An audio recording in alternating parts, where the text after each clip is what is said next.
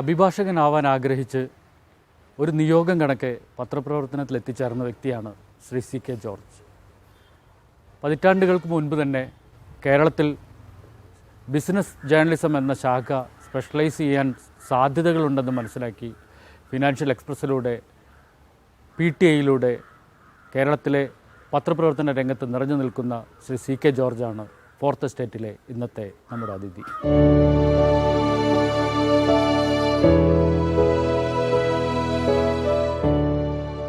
ബോംബെയിൽ times of ഇന്ത്യയിലും അതുപോലെ തന്നെ എക്കണോമിക് ആൻഡ് പൊളിറ്റിക്കൽ വീക്ക്ലിയിലും ജോലിയെടുത്തതിന് ശേഷമാണ്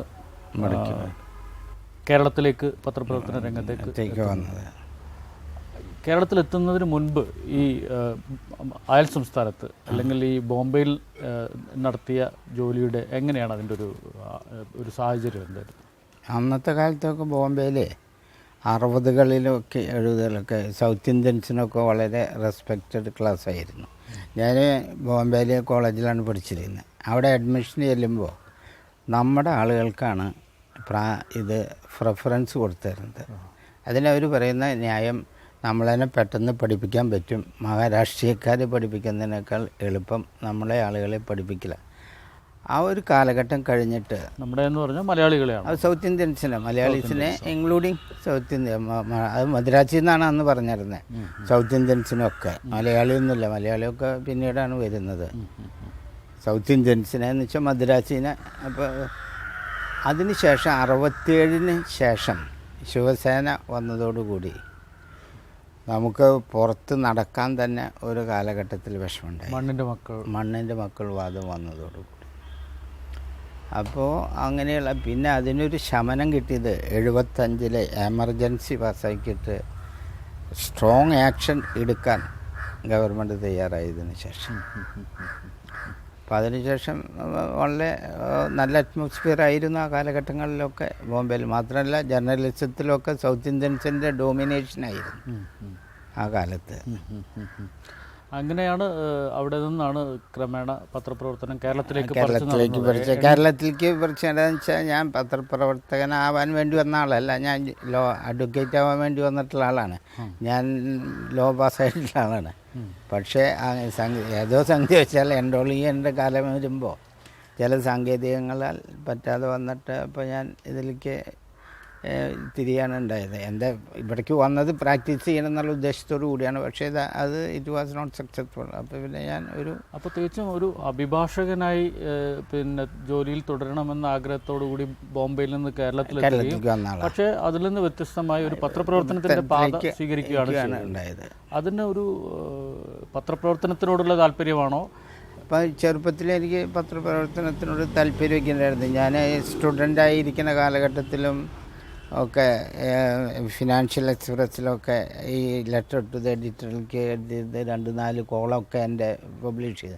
അതുപോലെ ടൈംസ് ഓഫ് ഇന്ത്യയിലൊക്കെ അങ്ങനെ പബ്ലിഷ് ചെയ്തിട്ടുണ്ട്. അപ്പോൾ എനിക്ക് പൊതുവേ ഒരു ഐഡിയ. പക്ഷേ ഈ പ്രൊഫഷൻ ജേർണലിസ്റ്റ് ആവണമെന്നുള്ള ഒരു വലിയ താല്പര്യം ഉണ്ടായിരുന്നില്ല. ഇന്ത്യൻ ഫിനാൻഷ്യൽ എക്സ്പ്രസ്സിലെ 69-ൽ എനിക്ക് ജോബ് കിട്ടിയിട്ട് ഞാൻ വേണ്ടാന്ന് പറഞ്ഞ ഒരാളാണ്. ബോംബെയിൽ.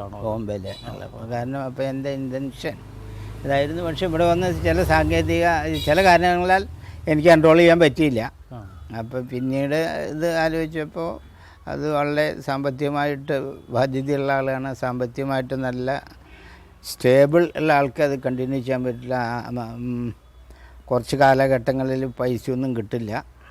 കൂട്ടത്തിൽ ഞാൻ ചകളയുടെ റോസസ് ഇൻ ഡിസംബർ വായിച്ചപ്പോൾ ജിന്നയുടെ കീഴിൽ അയാൾ 20 കൊല്ലം ഒരു നയാ പൈസ കിട്ടാതെ അസിസ്റ്റൻ്റായിട്ട് ജോലി ചെയ്തിട്ടുള്ള ആളാണ്. അപ്പോൾ അതുകൊണ്ട് പിന്നീട് അത് പ്രാക്ടീസ് ചെയ്യുക എന്നുള്ളത് പ്രായോഗികമായ വിഷമങ്ങളെ കൊണ്ട് തൽക്കാലം ഒരു ജോബ് എന്നുള്ള നിലയിൽ ഞാൻ ഇത്. അപ്പോൾ ഇതൊരു പത്രപ്രവർത്തനം വേണ്ടതൊരു നിമിത്തമായി മാറുകയാണ്. 69-ൽ ഫിനാൻഷ്യൽ എക്സ്പ്രസിൽ ജോലി വേണ്ട എന്ന് അത് പിന്നെ ഫെയ്റ്റ് എന്ന് വേണമെങ്കിൽ പറയാം. ഓരോരുത്തർക്കും ഓരോ ഫെയ്റ്റ് ഉണ്ടല്ലോ. ഫെയ്റ്റ് എന്ന് പറയാം. ഞാൻ അഡ്വക്കേറ്റ് ആവാനായിരുന്നു എൻ്റെ വലിയ ആഗ്രഹവും. ജോലി വേണ്ട എന്ന് വെച്ച സ്ഥാപനത്തിൽ 11 വർഷത്തിന് ശേഷം കൊച്ചിയിൽ അവിടെ ചീഫായിട്ട് ചാർജ് എടുക്കുന്നു. വളരെ അന്നങ്ങനെ ചീഫ് എന്ന് പറയാൻ ബ്യൂറോ ഇല്ല. അന്ന് ഫിനാൻഷ്യൽ എക്സ്പ്രസ്സിന് അവിടെ മദ്രാസിൽ പോലും എഡിഷൻ ഇല്ല, ബോംബെയിൽ മാത്രമേ. അപ്പം ഞാൻ ഒരു കറസ്പോണ്ടൻ്റായിട്ട് അങ്ങനെ നിന്നു.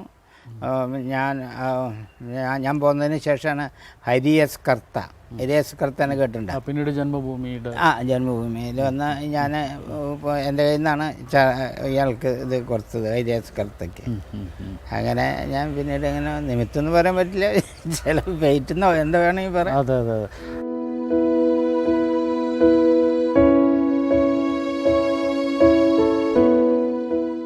1980 ഫിനാൻഷ്യൽ എക്സ്പ്രസിൽ കൊച്ചിയിൽ ജോലിയിൽ പ്രവേശിക്കുന്നു. ഒരു വളരെ തിരിഞ്ഞു നോക്കുമ്പോൾ ഇപ്പോൾ സ്പെഷ്യലൈസേഷൻ എന്ന് പറയുന്നത് ഒരു വളരെ അടുത്ത കാലത്താണ് പല മേഖലകളിലും സ്പെഷ്യലൈസേഷൻ കടന്നു വരുന്നത്. ഒരു ശക്തമായ സ്പെഷ്യലൈസേഷൻ്റെ മേഖല കടന്നു വരുന്നത് റീസെൻ്റ്ലിയാണ്. പക്ഷേ 80കളിൽ തന്നെ ഈ ഫിനാൻഷ്യൽ എക്സ്പ്രസ്സും അതുപോലെ തന്നെ ഈ സാമ്പത്തിക ശാസ്ത്രത്തിലുള്ള അത് ജേർണലിസം ആയിട്ട് താങ്കൾ ഇതിൻ്റെ അകത്ത് വരുന്നു. അപ്പോൾ അത് അന്ന് മുതലേ ഇതിൽ നിലനിൽക്കുന്നുണ്ടോ അങ്ങനെ ഒരു സാധ്യതയെക്കുറിച്ച്? കാരണം കൊച്ചിൻ സ്റ്റോക്ക് എക്സ്ചേഞ്ച് ഇനോഗ്രേറ്റ് ചെയ്യാൻ പാൾക്കിവാലയാണ് വന്നിരുന്നത്, എന്നെ പാൾക്കിവാല. അത് 79 ഒക്ടോബറിലോ നവംബറിലൊക്കെ, മനസ്സിലായ. പാൾക്കിവാല അന്നത്തെ നിലയിൽ is a very well known പേഴ്സണാണ്.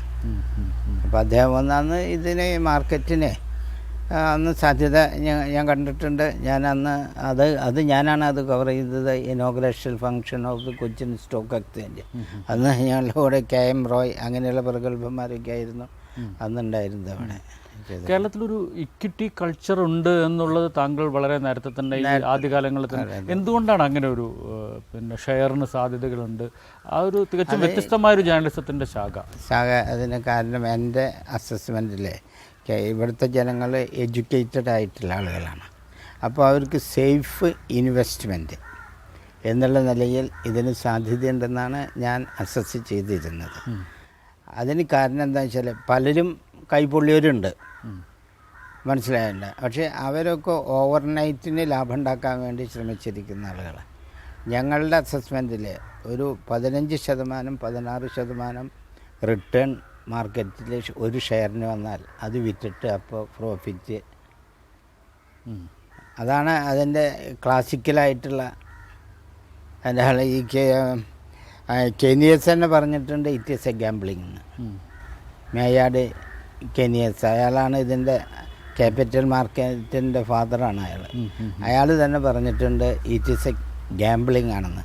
പക്ഷേ അതിൽ നിങ്ങൾ ബുദ്ധി ഉപയോഗിച്ചിട്ട് ചെയ്യുകയാണെങ്കിൽ യു ക്യാൻ മേക്ക് പ്രോഫിറ്റ് എന്നും പറയുന്നുണ്ട്. അതിന് അയാൾ പറഞ്ഞ കാരണം ഒരു പ്രത്യേക ശതമാനം റിട്ടേൺ വന്നാൽ നിങ്ങളത് ആ ഷെയർ വിൽക്കണം എന്നാണ് പറയുന്നത്, മനസ്സിലായി. അതിന് അയാളുടെ കാൽക്കുലേഷൻ 15% നെറ്റ് പ്രോഫിറ്റ് ഒരു ബിസിനസ്സിൽ നിങ്ങൾക്ക് ന്യായമായ ബിസിനസ് ചെയ്താൽ കിട്ടില്ല, മനസ്സിലായ. ഫെയർ ബിസിനസ്സിൽ ഒരു ബിസിനസ്സിലും 15 or 16% നെറ്റ് കിട്ടില്ല. അപ്പോൾ ഷെയർ മാർക്കറ്റിൽ നിങ്ങളുടെ സ്ക്രിപ്റ്റ് 15%, 16% റിട്ടേൺ ആയാൽ അത് വിറ്റിട്ട് ആ കാശ് നിങ്ങൾ സമ്പാദിക്കണം. അങ്ങനെ ചെയ്യുകയാണെങ്കിൽ share market, capital market gambling ആയാലും your fingers will not burned എന്ന് പറഞ്ഞിട്ടുണ്ട്. അപ്പോൾ അതാണ് എനിക്ക് അതിൽ ഈ ഇൻവെസ്റ്റ് ചെയ്യുന്നവരോട് പറയാനുള്ള ഒരു മെസ്സേജ്. ഈ ബിസിനസ് ജേർണലിസത്തിൽ ഈ 80കളിൽ അന്ന് അതിൻ്റെ ഒരു കേരളത്തിലെ ആദ്യകാല ബിസിനസ് ജേർണലിസ്റ്റ് എന്ന് വേണമെങ്കിൽ ആ തലമുറ അങ്ങനെ ഒന്നും ക്ലെയിം ചെയ്യണം, അതിന് മുൻപ് ക്ലെയിം ചെയ്യുന്നതല്ല, അങ്ങനെ ഒരു മുൻ തലമുറ ആ സമയത്ത് ഉണ്ടായിരുന്ന മറ്റുള്ള ജേർണലിസ്റ്റുകൾ ആരൊക്കെയാണ് അന്നത്തെ ഒരു ഇപ്പോൾ ഞങ്ങൾ ഈ കൊച്ചിൻ സ്റ്റോക്ക് എക്സ്ചേഞ്ചിന് ഇനോഗ്രേഷനെ കുറിച്ചൊരു പത്രസമ്മേളനം നടത്തിയപ്പോൾ അന്ന് കൊച്ചിയിലുണ്ടായിരുന്ന പത്രക്കാർക്ക് ആർക്കും തന്നെ ഷെയർ മാർക്കറ്റിനെ കുറിച്ച് എന്താണോ ഏതാണെന്നൊന്നും ഒരു രൂപം ഉണ്ടായിരുന്നില്ല, മനസ്സിലായ. അത് 79 കാര്യമാണ് ഞാൻ പറയുന്നത്. അതിനുശേഷം ഇവിടെ ഷെയർ മാർക്കറ്റ് വന്നു. ഷെയർ മാർക്കറ്റ് വന്നതിന് ശേഷം ജനങ്ങളുടെ ഇടയിൽ കുറേശ്ശെ, അന്ന് ഇപ്പോൾ 5 കോടി ഉറുപ്പ്യാണ് ഒരു ഷെയർ ബ്രോക്കറുടെ ടിക്കറ്റ് കിട്ടാൻ. എവിടെ ഈ കൊച്ചിൻ സ്റ്റോക്ക്. അന്ന് വേണോ എന്ന് ചോദിച്ച് തരില്ല. 5000 റുപ്യ കൊടുത്താൽ you can be A member of the stock market of Kochi. മനസ്സിലായി. അന്ന് അതിന് പോലും ഒന്നും ആരും ഉണ്ടായിരുന്നില്ല എന്നർത്ഥം. ഈ കാലയളവിൽ ദേശീയ തലത്തിൽ എന്തായിരുന്നു ജേർണലിസത്തിൻ്റെ ഈ മേഖലയുടെ അവസ്ഥ എന്തായിരുന്നു? ദേശീയ തലത്തിൽ കുറേശ്ശായിട്ട് എക്കണോമിക് ജേർണലിസത്തിലെ ഒരു ഇതുണ്ടായിരുന്നു, ബിറ്റായിട്ട്. ആദ്യം 60ൻ്റെ തുടക്കത്തിലാണ് എക്കണോമിക് ടൈംസ് പബ്ലിഷ് ചെയ്യുന്നത്. അതിന് എക്കണോമിക് ടൈംസിൻ്റെ സ്റ്റാറ്റിസ്റ്റിക്കൽ ബ്യൂറോൻ്റെ ചീഫ് ഒരു മലയാളിയായിരുന്നു, KA ആൻ്റണി എന്ന് പറഞ്ഞ ഒരാൾ. അതിനുശേഷമാണ് ഫിനാൻഷ്യൽ എക്സ്പ്രസ് തുടങ്ങിയത്. കുറേ കൊല്ലങ്ങൾക്ക് ശേഷം. ഫിനാൻഷ്യൽ എക്സ്പ്രസ്സിന് ഇപ്പോഴും വിജയിക്കാൻ സാധിച്ചില്ല. അതിനുശേഷമാണ് ബിസിനസ് സ്റ്റാൻഡേർഡ് തുടങ്ങിയത്. അപ്പോൾ ഇങ്ങനെ 2-3 എക്കണോമിക് ഡെയിലീസ് തുടങ്ങിയപ്പോൾ ജനങ്ങളുടെ ഇടയിൽ ഒരു താല്പര്യം, ഇതെന്താണ് എക്കണോമിക്സ്, അതിൽ ധാരാളം ഷെയർ മാർക്കറ്റിനെ കുറിച്ചും അതിൻ്റെ സാധ്യതകളെക്കുറിച്ചുമൊക്കെ ധാരാളം ആർട്ടിക്കിളും. ഈ അടുത്താണ് ബിസിനസ് ലൈൻ ഹിന്ദു തുടങ്ങിയത്. അതിന് ശേഷം 60കൾക്ക് ശേഷമാണ് ഇന്ത്യയിൽ വേണമെന്നുണ്ടെങ്കിൽ എക്കണോമിക് ജേർണലിസത്തിലും അതുപോലെ ഷെയർ മാർക്കറ്റിലും എക്കണോമിക് ഡെവലപ്മെൻറ്റിനൊക്കെ കുറിച്ച് കൂടുതലായിട്ട് ഒരു അവയർനെസ് ജനങ്ങളിൽ ഉണ്ടാവാൻ തുടങ്ങിയത്.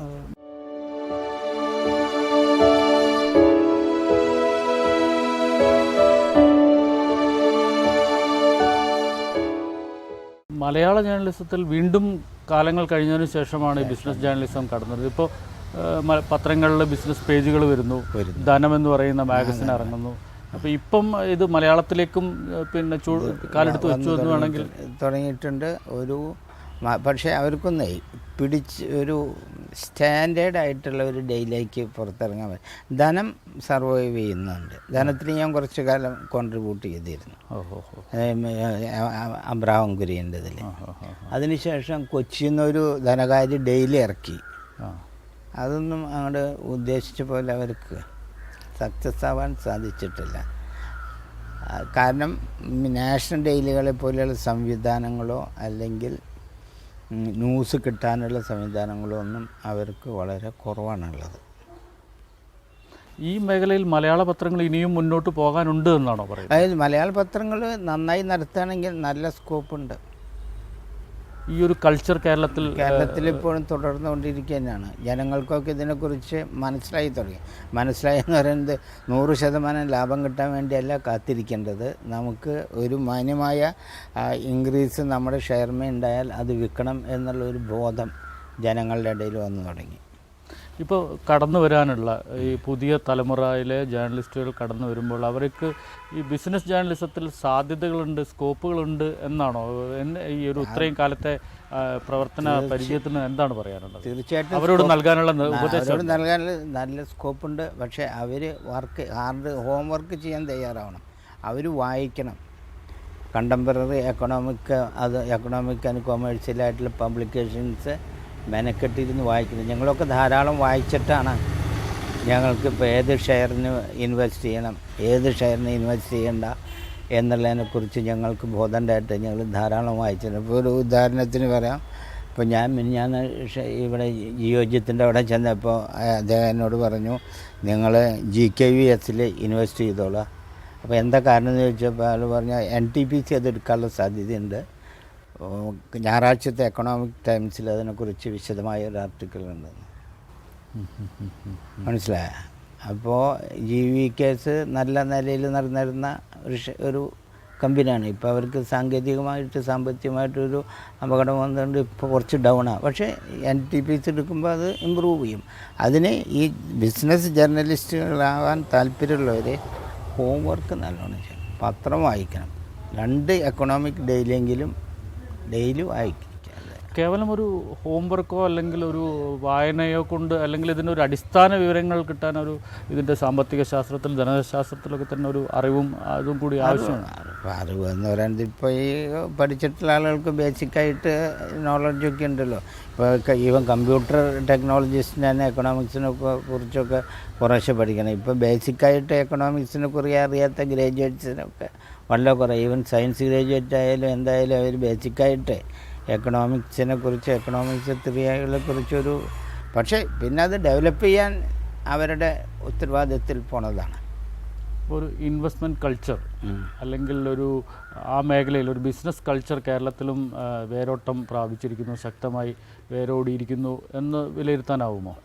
കാരണം വിലയിരുത്താനാവുമെന്നാണ് എൻ്റെ അഭിപ്രായം. കാരണം കൊച്ചിൻ സ്റ്റോക്ക് എക്സ്ചേഞ്ച് പൂട്ടാൻ വേണ്ടി സെബി പറഞ്ഞിരുന്നു. കാരണം ഒരു മിനിമം 100 കോടി രൂപയെങ്കിലും ടേൺ ഓവർ ഇല്ലാത്തതൊക്കെ പൂട്ടണം എന്നാണ് പറഞ്ഞത്. പക്ഷേ ഇപ്പോൾ അത് അവർ പൂട്ടിയിട്ടില്ല. ടേൺ ഓവർ ഇൻക്രീസ് ചെയ്ത് വേണം നമുക്ക് അനുമാനിക്കും. ഇതിപ്പോൾ ഔദ്യോഗികമായിട്ട് ഞാൻ വായിച്ചതൊന്നുമല്ല. ഈ 100 കോടി രൂപയുടെ ടേൺ ഓവർ ഇല്ലാത്ത സ്റ്റോക്ക് എക്സ്ചേഞ്ചുകളൊക്കെ പൂട്ടാൻ സെബി ഓർഡർ ചെയ്തിരുന്നു. അതിൽ കൊച്ചി ഉണ്ടായിരുന്നു. പക്ഷേ എന്നാൽ കൊച്ചി ഇതുവരെ കുറേ നാൾ മുമ്പ്, ഒരു 6 മാസം, ഒരു കൊല്ലം മുമ്പാണ് അതുണ്ടായത്. അപ്പോൾ ഇപ്പോൾ പുതിയ ട്രെൻഡിൽ മാർക്കറ്റുകളൊക്കെ ഇമ്പ്രൂവ് ചെയ്തതിൻ്റെ ഭാഗമായിട്ട് അത് ഒരു കൾച്ചർ മുന്നോട്ട് പോകുന്നതെന്നാണല്ലോ നമ്മൾ മനസ്സിലാക്കേണ്ടത്. അല്ലെങ്കിൽ അത് പൂട്ടേണ്ടതല്ലേ ആയിരുന്നു.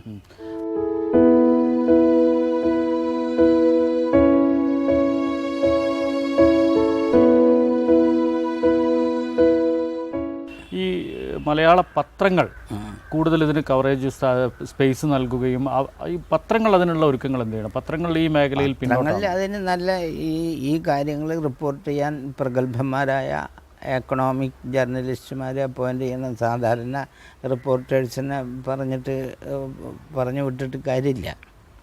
മനസ്സിലായി. പത്രങ്ങൾ ഇപ്പോൾ ഞാൻ തൃശ്ശൂരിലെ എൻ്റെ ഇതിൽ ഈ വക ഈ ബിസിനസ് ഇതൊക്കെ റിപ്പോർട്ട് ചെയ്യാൻ സാധാരണ ആളുകളാണ് വരാറ്. അവർക്കൊന്നും ഇതിൻ്റെ കാര്യങ്ങളെക്കുറിച്ച്, ഉദാഹരണം ഇപ്പോൾ ഇവിടെ സൗത്ത് ഇന്ത്യൻ ബാങ്കുണ്ട്,